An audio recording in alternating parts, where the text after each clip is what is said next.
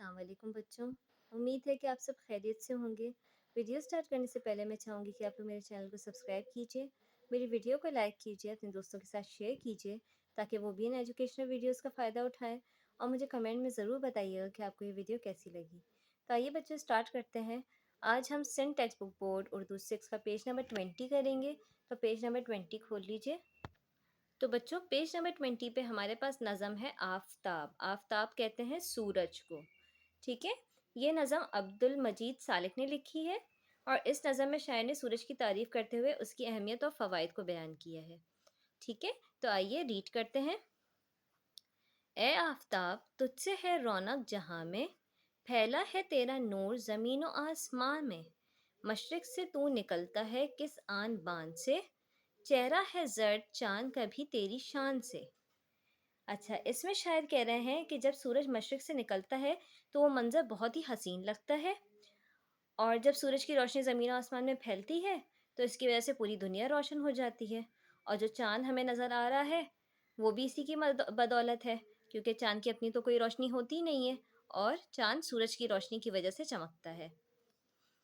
سب سو رہے تھے شام سے سنسان تھا جہاں، اور تھی جہاں کے باغ میں چھائی ہوئی خزاں، آنے سے تیرے آئی زمانے میں کیا بہار، جاری تمام ہو گئے دنیا کے کاروبار۔ اس میں شاعر کہہ رہے ہیں کہ جب شام میں سورج ڈوب جاتا ہے تو ہر طرف خاموشی اور ویرانی چھا جاتی ہے، اور باغ بھی خزاں کا منظر پیش کرنے لگتے ہیں، لیکن جب سورج طلوع ہوتا ہے تو ہر طرف بہار آ جاتی ہے، اور دنیا کے تمام کاروبار جو ہے دوبارہ سے شروع ہو جاتے ہیں۔ نکلا جو تو شور سا دنیا میں مچ گیا، باغوں میں چہچہائے پرندے ہزارہ، خوش سب ہے بندگی میں کوئی دل نہیں اچاٹ، مسجد میں ہے نماز تو مندر میں پوجا پاٹ۔ اچھا جی، اچاٹ کہتے ہیں کسی چیز سے بیزاری کو، ٹھیک ہے۔ اچھا، اس میں جو ہے شاعر کہہ رہے ہیں کہ سورج کے نکلتے ہی دنیا میں شور و گل شروع ہو جاتا ہے، ہر کوئی اپنے مختلف کاموں میں مصروف ہو جاتا ہے، یہاں تک کہ باغوں میں پرندے بھی چہچہانے لگتے ہیں، اور اس طرح سب اپنی اپنی عبادت گاہوں میں عبادت میں مصروف ہو جاتے ہیں۔ سارا جہاں دن کو تیری جلوہ گاہ ہے، سچ تو ہے یہ زمانے کا تو بادشاہ ہے، روشن تیرے ہی نور سے ہوتے ہیں سب جہاں، گرمی سے تیری پکتی ہے غلے کی کھیتیاں۔ غلے کہتے ہیں اناج کو۔ تو اس میں شاعر کہہ رہے ہیں کہ سورج ہی زمانے کا بادشاہ ہے، کہ اسی کے دم سے جہاں میں روشنی ہو جاتی ہے، اور اسی کی گرمی سے اناج کے کھیت پکتے ہیں۔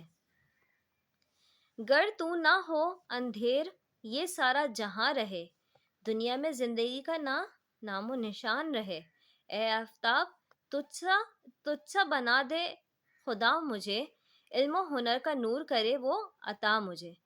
اب اس میں شاعر کہہ رہے ہیں کہ اگر تو نہ ہوتا تو یہ دنیا جو ہے اندھیرا ہوتی، بالکل یہاں پر زندگی کا کوئی نام و نشان نہیں ہوتا۔ پھر اس میں شاعر اللہ تعالیٰ سے دعا کرتے ہوئے کہہ رہے ہیں کہ اللہ تعالیٰ جو ہے مجھے تجھ سا بنا دے، اور علم و ہنر کا نور عطا فرما دے، تاکہ میں بھی اس جہاں کو علم کی روشنی سے روشن کر دوں اور دوسروں کے کام آ سکوں، ٹھیک ہے۔ تو بچوں امید کرتی ہوں آپ کو یہ نظم پسند آئی ہوگی، اگر پسند آئی ہے تو ضرور میری ویڈیو کو لائک کیجیے گا، اپنے دوستوں کے ساتھ شیئر کیجیے گا، اور مجھے کمنٹ کر کے ضرور بتائیے گا کہ آپ کو یہ ویڈیو کیسی لگی۔ اللہ حافظ۔